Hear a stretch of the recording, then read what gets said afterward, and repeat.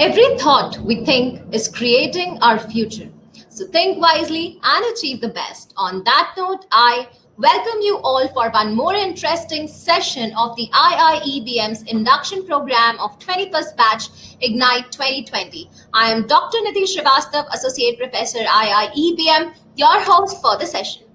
This session will be of an hour where first 40 minutes will be knowledge sharing and rest 20 minutes will be question and answers. You can type your questions in the chat box which will be addressed towards the end of the session. Our today's speaker will give his insight on digital transformation in lending sector. So let me introduce Mr. Prasad Salunke. Sir is an accomplished and successful Daimler executive who has the commensurate experience of more than 22 years with a unique 360-degree exposure to automobile and retail assets industry with strong skills in business development and sales and marketing function.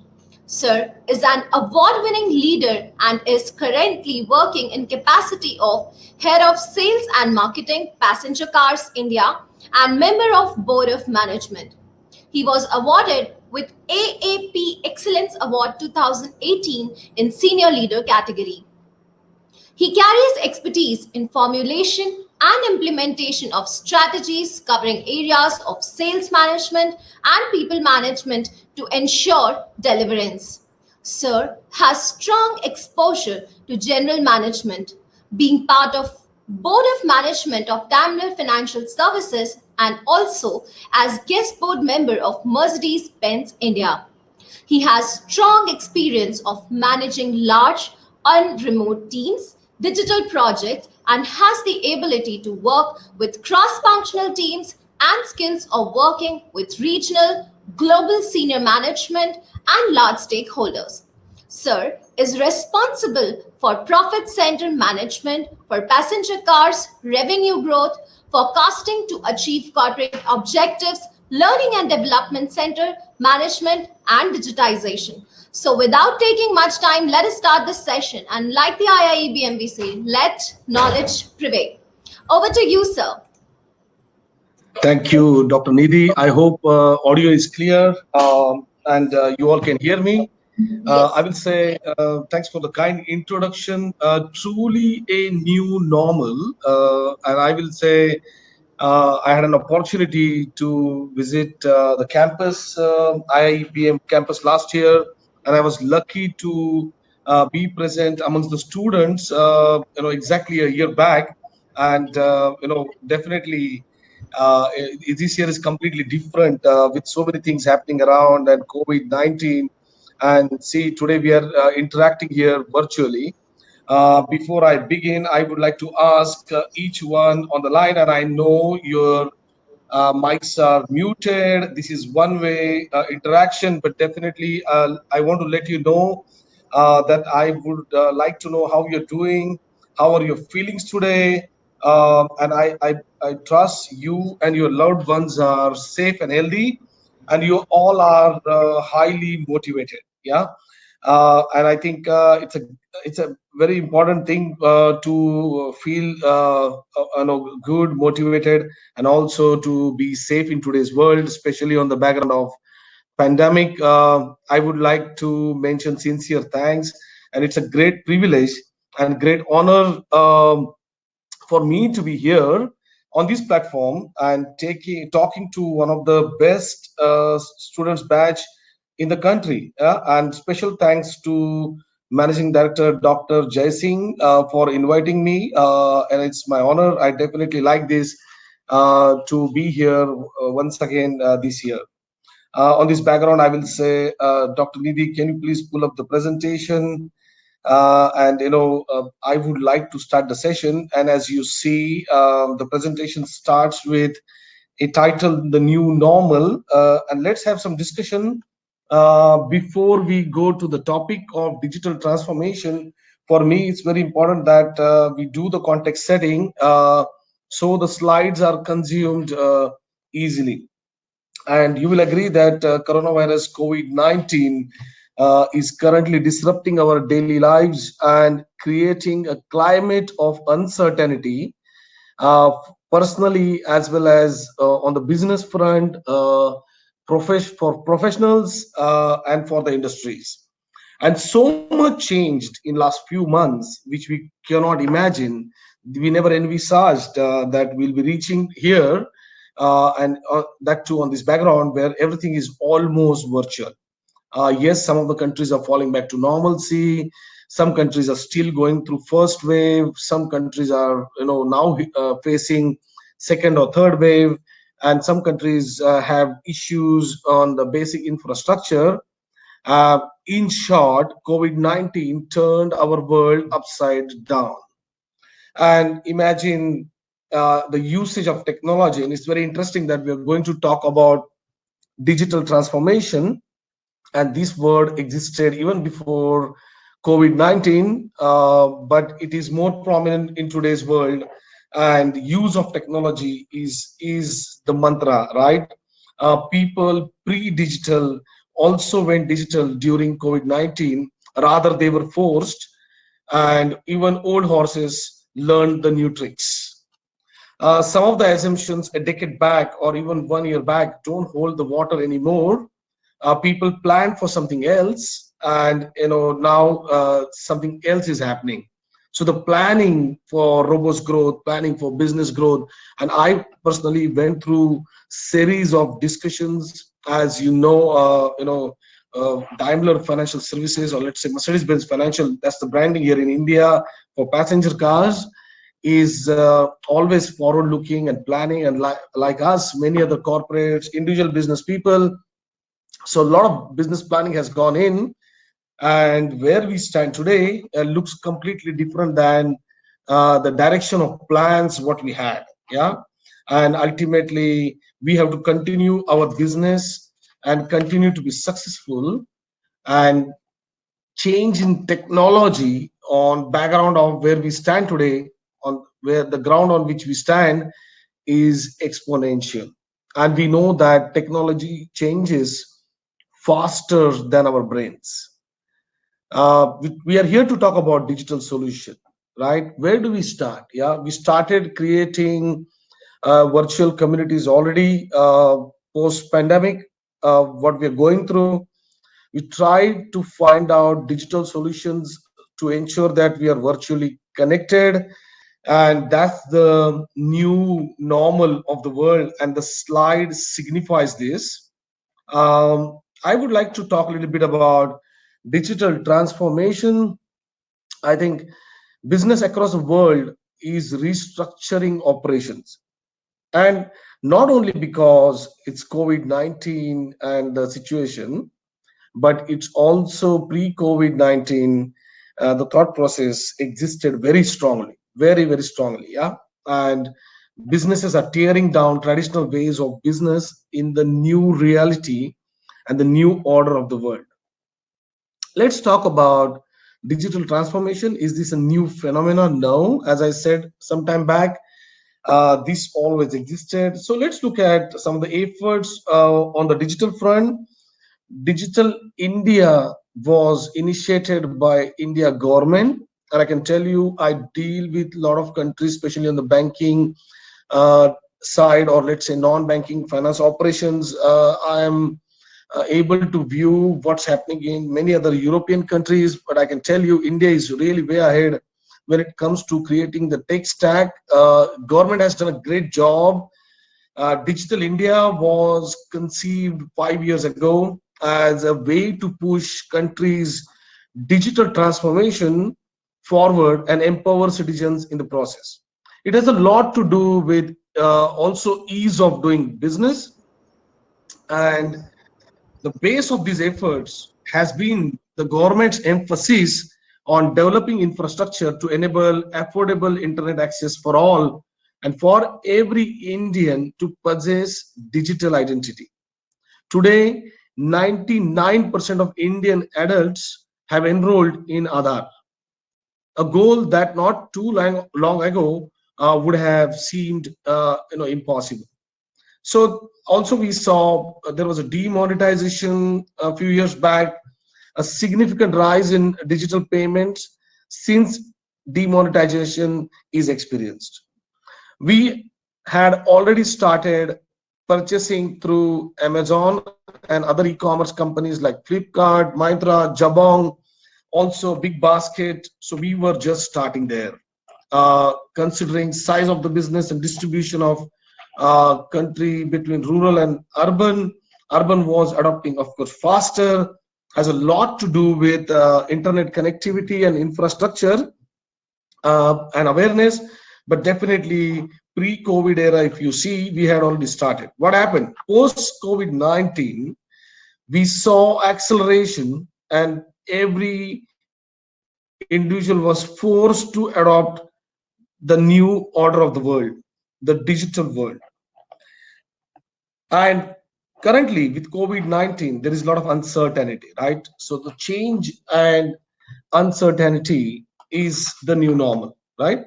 So if you see the board uncertainty ahead, this was always in discussion. I have been through many discussions, even when I think now today, looking back, that world was really very stable. The environment was very clear and structured. And for a generation of business leaders, we have been operating in living through what we believed were uncertain times. But is that true? Because the real uncertain times are here and ahead. We will experience that disruptions, global shift like digitization, technology transformation, changing geopolitical situations, and evolving business models challenge the very notion of executive decision making till now. The COVID 19 pandemic, however, is changing or has already changed our collective calculus of uncertainty, because there is no reference case for the COVID 19 crisis in living memory. So it is so ambiguous. It is really, I will say, VUCA world, and it's vulnerable, uncertain, right? And ambiguous. So, and it's complex also. It has challenged every individual on this earth, looking at the current scenario. And there is no playbook which we can refer to saying when this happens, what is the standard process we should switch on. And there have been pandemics in the past, there have been financial crises in the past. Some of you may know 2008 crisis, through your studies or general reading. And there have been localized threats in different countries, disasters in different regions, and let's say national implications. But from our vantage point, the COVID-19 pandemic is more global in scope, is spreading faster and more profoundly impactful and far reaching and more complex than any other crisis that today's decision makers have experienced or contemplated. Everything is so uncertain, and we are wired as human beings to reduce. How do you manage this? Human beings are wired to handle uncertainty, and they start thinking, how do we manage this? So there is no model, there is no playbook that people can refer and can say this is how we compensate. And crises are so sudden and far reaching consequences, it demands uh, a sudden and very sudden transformation. And that's a very good theme for us to start our presentation. And of course, this challenge and the change has been really very concentrated. And on this background, you all are starting your new phase of your education, a new phase of your career, or let's say you're building a base on these uncertain grounds. And for me, it was very important that before we start presentation, I share my thoughts, how it's looking. I'm on the ground zero where we are fighting the challenges, we are handling daily business situations, we are actually switching on tacticals, but also we are looking in a strategic manner, look forward, how does it look when we go down the road. And that's where we are. So I think it's important we see a little bit background of technology. We talk about digital transformation. It was technology was always there in every part of let's say last 100 years, especially post industrial revolution. we experienced that there was always some kind of technology. And if you look at, let's take example of telephone. If you look at 1950s offices, there were only desks, and people were walking to each other and talking and visiting. And if you look at offices from 1970s, there were more cubicles because they had a new friend called telephone, and they were picking up phone and talking and communicating more. So I will say technology is always improving, evolving. It was always there in different shapes and forms. We have always seen. I operated on DOS based computers in a big office in a big company. There were hardly few computers, and only few individuals could manage with a floppy diskette over there.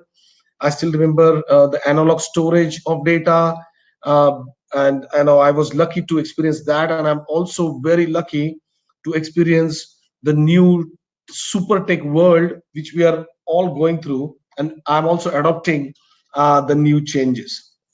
And that's where I want to let you know that while banks always wanted to work on disruption, bring technology, it was more of aspiration. Some of the visionaries like Paul, they also believe that we need to change the way we work. And he has appreciated that at least we started ATM at that point of time. So it's very interesting. Yeah, ATM also disappeared. Today we are on UPI basis, topics, payment gateways, new digital payments, wallet banks, so on and so forth, and it is changing so fast. So this discussion is not new. We always wanted to evolve. What happened in 2008? Lehman Brothers, uh, and then global financial crisis. There was a huge issue in terms of lack of trust. We always trusted banks. The whole world said, keep money in the bank, it's safe. But then people experienced something else. And then a lot of regulations kicked in, compliance kicked in. There were losses incurred by banks, and that forced acceleration of digitization. That's the first phase, I will say, where you see the whole digital discussion started.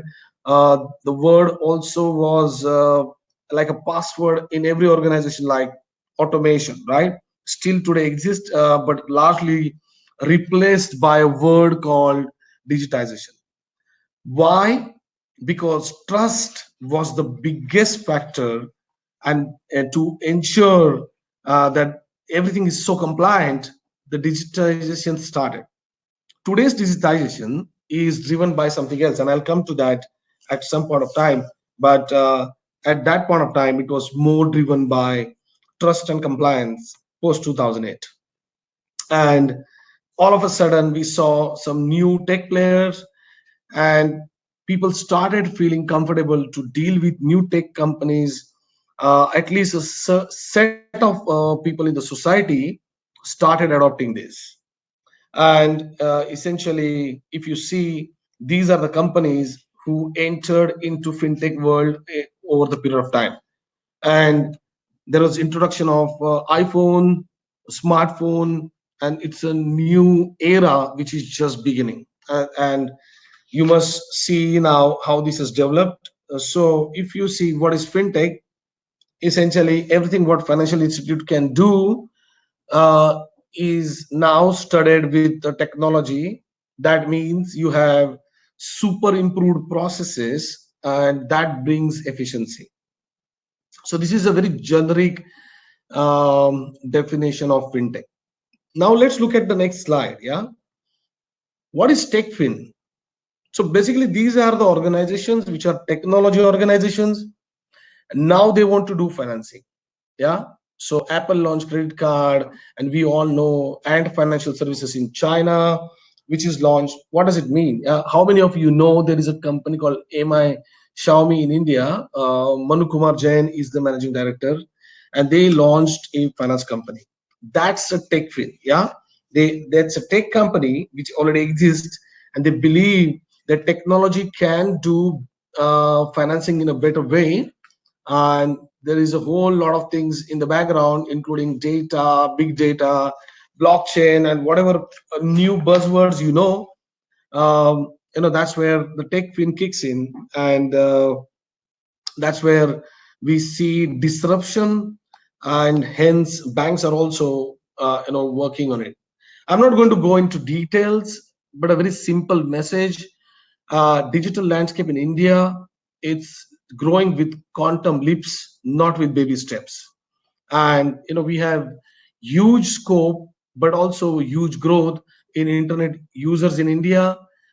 You see the projections. This slide and data is a little bit old, but still very relevant. And for today's discussion, it sets good background in terms of what does it mean, and how our future, and I'm saying our future means I'm currently specifically talking to context of India in my mind. Yeah. And with this, and internet usage growing in the rural, that's going to be a big jump. And then, of course, if you look at the tools, or let's say platforms what we are using, it's all mobile driven. Yeah. And that also means that we being largest consumer of smartphones, this is going to really grow exponentially. So if the digital landscape is growing, what do you think, what is the consumer behavior down the road? How does it look? What they will do, what do we do now? Yeah. Today morning I had to leave early to reach to my office at 6:30 a.m. I was shopping on Amazon for some necessary items, and definitely a handheld is helping us to achieve better turnaround time and more efficiencies, and we have more time to do something in our life. So we need to really keep this in mind, that how the consumer behavior is shifting, and what does it mean to all of us.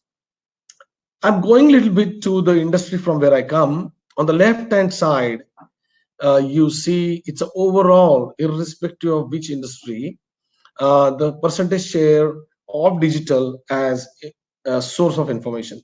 And most of us love Google platform and many other search engines. If on the right hand side of the slide, that's a new shift what we experienced in last few years. And if you remember, Shah Rukh Khan was doing advertisement for a Hyundai product. I remember a decade back, or more than that, 1.5 decade back, Sunshine car, or Sunflower car, or Santro, and we were talking to our friends, and we were buying cars because celebrities were promoting it. Technologically, we were not getting full knowledge, but also the awareness was not there. Today, technology is helping us, and 90% of the Indians are researching the whole details online even before visiting the showroom. That's a very significant shift. So what I know globally is, from 5 average visits to showroom to buy a car, first I come with a couple of friends, then I come back with my wife and kids and my parents, then I start negotiating on price, then I come back again to finalize the deal. So if I was making 5 visits for a car purchase, it's come down to 3, and it is expected to go down to 1.5.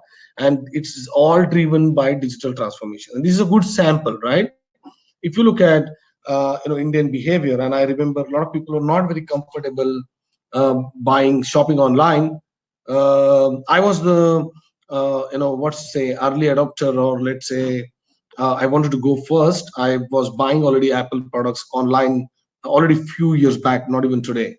But car is a big product. Yeah, touch and feel definitely works, and that we will see in some of the slides down the road.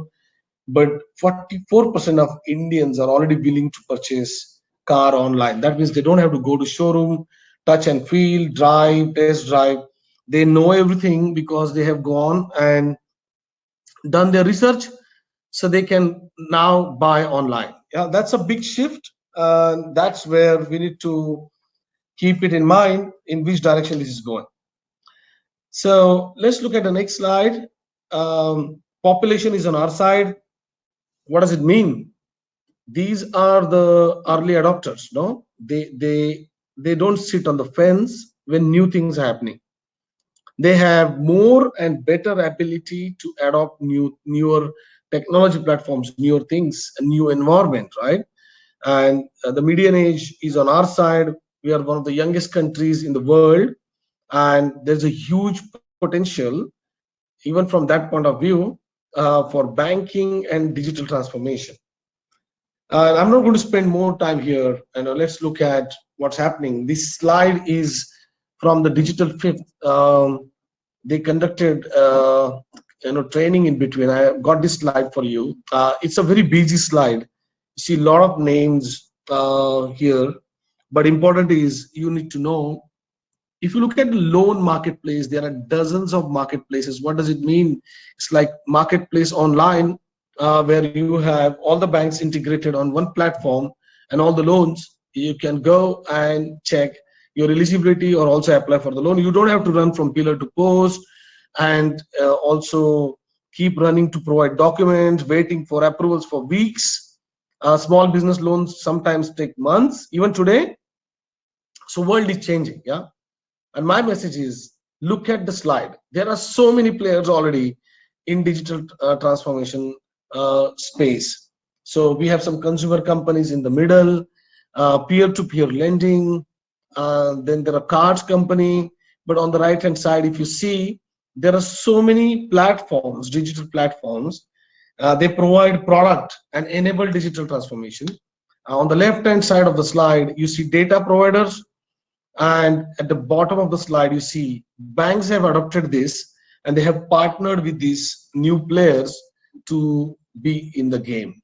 And we will see some more slides on this down the road. And I will not discuss this, but simple messages. It's changing so much that your today's skills might not be as relevant as it is today. World is changing so much that finding a job with the old skills will be a problem, yeah. And this is what this graph talks about. uh, so latching on to my favorite topic, what's happening on the fintech side, what's the digital transformation on the finance side. And can this happen to finance, what we saw on the previous slide, where in the marketing field, not many traditional jobs are existing, yeah, and online jobs, or the digital skills related jobs are going up. Yeah, it can happen to financial services also. It's almost going towards e-commerce. And let's see what is happening. So if you see on the right hand side, the traditional bankers took 100 years to reach where they are, whereas the new tech fin players, Facebook, Google, the top four, AliExpress, they have a company called Alipay, which is a payment gateway, LinkedIn, they have more accounts than these traditional companies, what they could gather in 100 years in just 10 to 20 years. So it talks significantly about, it is scaling up to a level of 100x faster than the traditional model of the business. And this is the buzzword. Everybody and everyone talks about artificial intelligence. Even my daughter, who's in seventh, she knows this word. That means this is the password of today's technology. I have been working on AI related topics with different use cases. We worked on marketing side.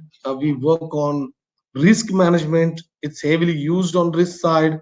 This is what this slide says. Cortana is the name, but there are many more like this. There are many award-winning companies in AI field, even in India. And of course, AI is used by all technology company, including Facebook to Google to Amazon. And AI is a buzzword. It's changing the whole game. And now machine learning is the phenomena. Yeah, machine can know now if someone is buying diapers on Amazon in next 3 months, what product to show. Guess what? They start showing toys to the same person in 3 months, because they know the this person had baby, or in the family, and now it's time to sell toys to the same person. So I think there is a big shift. We are able to filter what customer wants basis the learning. And of course, this is evolving. I will not say this is at full speed. In the financial services sector, this is used widely uh, from a risk management point of view or prediction of default possibilities and many other use cases. Yeah, I'm just keeping it at a very simple level from a consumption point of view. This is also used in insurance underwriting.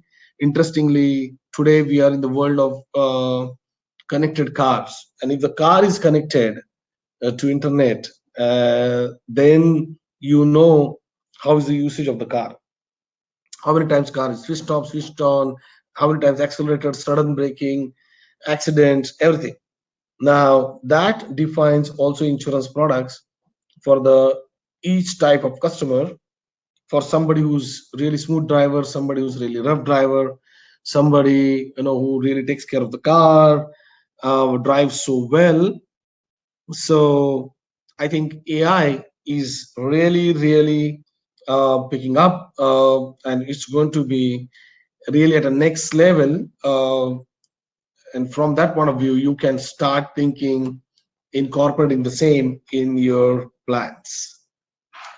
And fintech is an opportunity we might not see again because we'll be already there, and it's changing so fast. So we have to learn, and adopt. So what will happen to traditional banks? Many of them will adopt, but those banks who will not adopt will definitely perish. So what banks are doing? Yeah, what are the challenges faced by bank? And there is a very interesting article if you read newspaper in today's economic times in banking and financial service sector. But I'll come to that later. If you look at this slide, there is an issue in terms of having dedicated innovation team. Is there a startup culture? But remember, every company was a startup. Yeah, Google was a startup once upon a time. Now they must be 25, 30 years old company. Are they able to maintain that culture of startup? Do you really understand the formula called fail fast? Try it now, fail, no problem, but then you can move on to the next one. And if you fail 50 times, you definitely know how not to fail. Yeah, so fail fast is a mantra. I personally and strongly believe in that. And collaborative approach, there is no other option but to have collaborative approach. Yeah. And what is your infrastructure? Do you really depend on legacy infrastructure? And we think, yeah, banks have a lot of money, they can just change. But with the legacy infrastructure, it becomes tougher and tougher for people to change the systems. They have to find workaround, and that also brings down the speed. It pulls it down. And if you see the right hand side of the slide, technology, only 21% banks say that their systems are agile to collaborate. But the fact is, change is the only constant. You cannot have issues and challenges stopping you from changing. And definitely now the industry is moving towards co-lending. So banks and NBFCs are collaborating with lending platforms. What we saw in the BG slide, there are so many new marketplaces, tech companies, fintechs, tech fins. So the banks and NBFCs are also now collaborating with them, and that also helps banks to reduce their operating cost. Um, Most of the organization and all organization across the world do have pressure on operating cost. Yeah, it's not cheap to run offices. It's not cheap to have operations. It needs money, and every company today is trying to find efficiencies, and that's where you see more collaboration, co-lending, and cooperation models which are emerging. And banks are also trying to see new technology which help them to manage better credit risk and overall growth. I'm taking you to slide which is my favorite, how technology is embedded in every step of uh, let's say contactless car sales process. And this comes from ENY, where a customer has I think 26 touch points of buying car.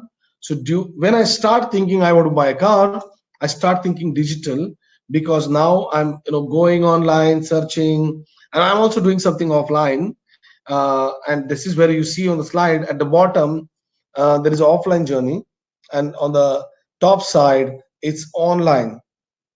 And all three stages, awareness, consideration, and purchase, is an online journey. And at each stage there is a technology which is involved, uh, to enable customers contactless car sales process. And it also means that we can do everything online today. So we are able to do credit check, we're able to fetch customers document. If you tell me your name and mobile number, I can go and bring all your history real time, with Aadhaar card registration, because there is a unique registration for each one of us. But also, I'm able to bring your other documents like IT returns, your KYC documents, let's say GST number. I'm able to get your utility bills, and that all dovetails in this. This is where you see there is everything online which we can do today, and the customer can do. So the salesperson's role is changing. So I come from a very traditional sales and marketing background. Yeah, in my first job, I was selling Luna. Second job, I was selling Tempo Tracks, and then Maruti, and I've seen the whole development. What I know is everything is changed so drastically and with so much of concentration that the sales guy's job is also changing. And that also means that a news age, or let's say new era salesperson, is able to consult a customer online. He is able to, let's say, assist customer online, guide customer online, and I call it online sales concierge, and that's the feature. That's the future. Yeah. And some of the customers will still go physical. Yeah, I like touch and feel. I want to go and talk to people, and there are different personalities. Yeah, some people are personality which is more of heart, where they do emotional buying. Some personality are thinking personalities, where they want to be assured of what deal they're getting the best. And some personalities are hand personalities, where they do all the maths. So I think with different types of consumers in the market and different requirements while purchase, there'll be a good distribution of online and offline. So if you look at the right of the slide, it says that they will 58% customers will choose traditional dealership over other channels to buy car even in 2025. As I said, banks have partnered now with various fintech players, and they also want to offer innovative financial products. They have no option. Yeah. And why? Because consumers are in the driver's seat. As I told you at the beginning of the session, I said the transformation started on the digital side and automation, more to drive trust than compliance. Then it came down to efficiencies, saying automation से क्या efficiency आएगा. Today, the automation and digital is driven by customer journey, is driven by UI and UX, the user interface and user experience, what we are providing as an organization. And hence, we have to think really, if we are building any strategy around digital, what problem we are solving for customer. Till yesterday, when I spoke about digital, when I spoke about automation, I only said what processes I need to improve, how I go paperless, um, what efficiencies I bring. Today I'm saying, what is that customer wants, what is that my consumer is doing, what are the touch points, how do I make it easy and simple for onboarding. Yeah, and onboarding is one of the biggest challenge. How do you get a customer to the brand? And hence banks are also adopting paperless onboarding. There are various types like video KYC, where you can go online and do your KYC registration, digital stamping. I come from the black and white era where I went to stamp vendors and purchased stamps before I gave loan, and I took customer signature. It's all digital now. And electronic signature, of course, we all know, but it's evolving to new level for e-contracting. Monthly payments are now basis net banking. Very soon they'll be UPI based. So you will see change. And of course, banks are trying their level best to give customers instant approvals through various tools. Let's come to our main part. Yeah, I'm talking to students today, and students must know how working professionals are also going back to their old days of being students, and they are taking new learnings, new courses, and they're learning the new age technology courses, from fintech to digital marketing to machine learning. And at the bottom of the slide on the right hand side, you see it's impacting their salaries by certain percentage, and there are big changes. So if working professionals can do this, what students need to do, and how do they need to look forward? Yeah. And one question I would like to throw here for the round is, why fintech has made finance courses obsolete? Yeah. uh, so what you would like to do, yeah, going forward, if so much of digital transformation is happening, and I'm sure uh, Dr. Jay Singh and team and other universities, they are consistently working on redefining the curriculum and the patterns of study. And earlier, finance students knew only finance, and now they must know tech also. With the rise of technology, we all will be forced to adopt and prepare for the future. Yeah. Um, how do you do this? How to better position yourself in a career of fintech? And do you want to really go and take some courses on the sidelines and equip yourself?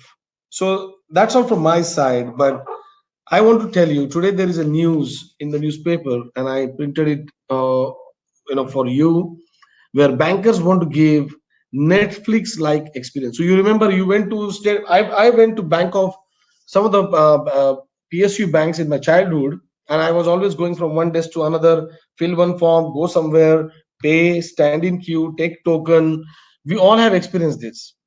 Today, banks are talking about providing Netflix-like experience, because we all are spoiled by the new age tech companies. I'm so spoiled that I buy something at 6:30 a.m. on Amazon. When I go home, those things might be delivered in normal routine course, not in COVID-19. But if we have that kind of user experience, if we have that kind of user interface, each business will be forced on digital transformation. And that's where you must read this. Bankers want to give Netflix like experience article today in the newspaper. Yeah. And on this note, I will say, uh, embrace the wave of change, embrace the wave of technology, embrace the wave of what happened in pandemic. Yeah, things will not go back exactly where they were. That's what I can tell you. I'm already discussing, we are looking forward. And remember, even if they go back, the next wave is around the corner. So we need to anticipate. Yeah, we need to anticipate, we need to plan, and get ready for a very uncertain world, because world will not be stable to the same level again. And if we have to embrace a wave of uncertainty, that's a new order of the world. A good surfer always knows where they are, and they have to be anticipating the next wave which they would like to ride on. I will say, It's very, very simple, not that complicated and complex, because I have seen various phases of changes in my career. I will tell you what is constant is value driven leadership. My message to students is value driven leadership has no option and it will never be obsolete. Yeah. Leadership is one of the biggest component of success, and leadership is not only in the office, leadership is not only in the business, leadership is everywhere. We are leaders in our family, we are leaders in our society, we are leaders amongst our friends, and we are leading without title in many places. Yeah. uh, Even a rickshaw driver is leader to his family. Rickshaw driver may be a leader to his rickshaw stand, right? I'm just taking it down to that level, and just think that everyone is a leader. So how important the leadership is, irrespective of what education you're taking, and that's going to take you a really very long way. Along with performance, and many people think I'm a star, I'm performing, I'm getting numbers, I'm driving business, I'm so great in mathematics. No one knows like me, I'm special. But along with this performance, one thing which I learned only through experience, and I had to learn it not only through experience but through some mentors and guides. I'm giving you one mantra, that you need to be mindful leader. So there are various layers of leadership. Value driven leadership is the base, but being mindful is very important. What I'm doing, where it's going, what impact this has. No rash driving in quest of achieving or becoming individually successful. Empathy is must. I personally follow a 3E formula. Sounds really very bookish, but energy, enthusiasm, and empathy is very important formula to become successful. And I can tell you, EQ is more important than even IQ, because human feelings have not changed in last 10,000 years. Humans remained humans, only technology has changed. We have seen digital transformation. So that's all from my side. I hope I could really throw some light on some of the things which are changing around us. I kept it at a high level so it's not difficult to consume. But if you have any specific questions, you have my email address and phone number, and reach out to me. Please feel free to reach out to me. Over to you, Dr. Nidhi. Thank you. Thank you so much, sir, for this lovely session. And you took us to the entire new normal thing and the fintech industry. And we really had it was a wonderful experience hearing you. Sir, so can we take a few questions now? Please. Yeah. So the first question is, what are the major changes you see post-COVID as new normal? Some of them you have already covered in your talk, but I think, as I mentioned at the beginning of the session, we'll be forced to adopt a lot of new things. Yeah. Look at me. I personally like to go shake hands, talk to people, and talk in the really physical world. Today, we are virtual, and it's going to stay here. Yeah. But apart from this, I think there'll be huge business changes. As I see that a lot of businesses are dismantling their traditional ways of doing business. But at the same time, I can tell you there are businesses who are building for the new normal. One example, Mercedes Benz in the first lockdown went in record 23 days online. And now today customer can go online and buy Mercedes Benz car. So what happened is, definitely our showrooms were shut, lockdown everywhere, but we had record number of visitors online even during lockdown. And a huge number of cars were sold as soon as we opened our showrooms in May. Majority of the sales came from online. Yeah. So everything around us will change. The changes will stay here. There was a report yesterday or a couple of days back that only 3 out of 10 white collar employees want to go back to office. Otherwise, they're very comfortable working from home. We have seen a line between personal and official is thinning. Right. Yeah, I when I was in office, always had to walk around. There was a lunchtime, tea break, short breaks, and you're talking to colleagues going to desk. Today I'm at office. Hmm. Half of the major office is empty because the new world says we all work from home. So Right. if there is any specific area where you know the changes, I am happy to answer. This is Chandrik. Right. Sir, actually, my second question was this only, that you already replied, that how did Mercedes-Benz took this COVID-19 challenge? So you have already replied to it. So what are the new practices that Mercedes-Benz is following at their workplaces now, apart from going online? I think biggest is human safety. Yeah, and Hmm. our top priority is each of our employees safe, and that also means that we have to bring new discipline. Our employees that way are quite disciplined. All colleagues are following all the norms. We are following 1.5 meter safety distances, but also we are accelerating a lot of digital projects, and we are adopting to new ways of communicating with customers.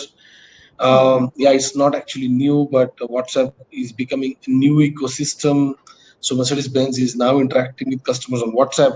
Hmm. Okay. And of course, being a luxury brand, Hmm. customers were coming to our showrooms, talking to us. But now, everything is changing so fast, even for us. Hmm. We have now new customer applications, online portals which are launched.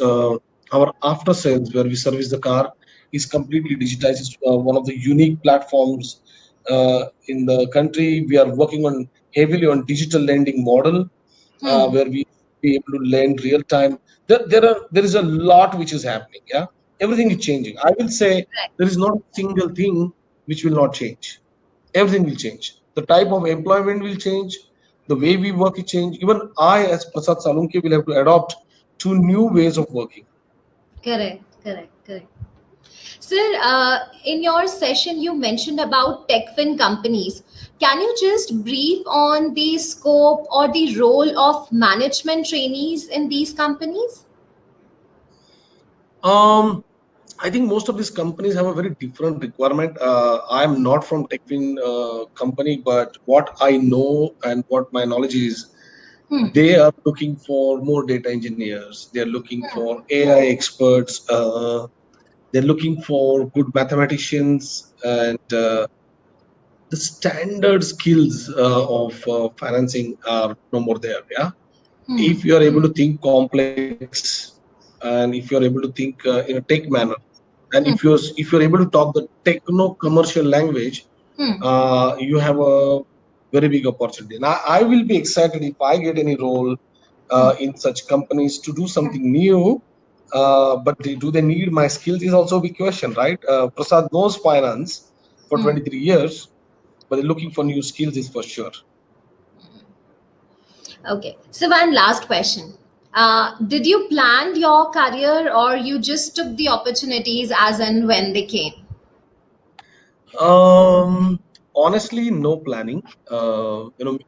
That that's the kind of person I am.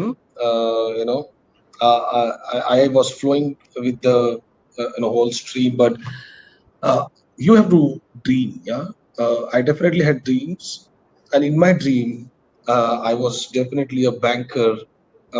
Very blurred dream though. But I said I will be leading a big team. I'll be, at a certain leadership level, and I've been working on skill set to reach over there, which were more applicable at that point of time. Yeah, and definitely fundamentals never go away. You Right. need to develop your personality and leadership skills. And when I talk about personality, it's not about looks, but Hmm. you know, how do you really create trust? How is your long-term approach? Hmm. There is a nice book on this, which I always suggest is Likeonomics. Why people like you, yeah, and that also makes you successful. Yeah, it's true in our neighborhood also. If your four neighbors don't like you, They never take you for a cricket game, yeah, Right. to play. But if they like you, they give you first batting. And what does it mean? Yeah, if they are not liking your face, they're liking your behavior, they're liking your Right. attitude, and there is a huge trust, right? And trust is liking according to me. So my view is, if you want to really build a good career, be genuine, Hmm. be most trustworthy. And I can tell you, trust you cannot build overnight. You'll have to provide data points. Yeah, Dr. Nidhi, if has to trust Prasad on, let's say, business front, she's going to observe me on certain data points, how Prasad keeps commitment, how is the discipline, and so a lot of other factors, right? How Right. are the business conduct? So keep a very long-term approach. That will definitely help you to grow. Hmm. My ultimate understanding after spending 23 years is there is no shortcut to success. Hard work definitely beats IQ. Imagine I'm the most talented man in the world, but Hmm. I don't have energy and enthusiasm to do something. Hmm. I'm not going to reach anywhere. So please bring your IQ plus EQ plus energy. Be ready to work hard. um, Definitely, there are a lot of conflicting statements like, no, I want to work smart. Some people say, no, no, no, only the hard work. And there are a lot of people who will say hard plus smart. So it depends, you should be flexible in your approach. So where it's where hard work is needed, do it. Where smart work is needed, do it. Right. You have to be flexible as an individual, yeah, and where you have to have a combination of both. And human beings are smart, yeah, and that's where the leadership also kicks in, where if you are able to flex your leadership up and down on the sideways, you will be successful. You can't have only one way of leadership, one way of working, yeah. Right. Right. Thank you, sir. On that note, we will close the session. Thank you so much for your time. Your session was amazing. Thank And you. I think students will definitely reach you on LinkedIn and through email. We'll share. And we will have more interactions post COVID in campus for sure. Highly interested, honor and pleasure. I wish all the student very best. Do not get afraid of uncertainty, because that's the way of life. uh, Life is uncertainty, so get on it, ride the wave, and each one of you will be highly successful, I can tell you. And drive through values. All the best. Thank you, Dr. Nidhi, and please convey my regards to Dr. Jesse. For sure, sir. Thank you so Thank much. you. Have a great Cheers. day. Bye. See Yeah. you.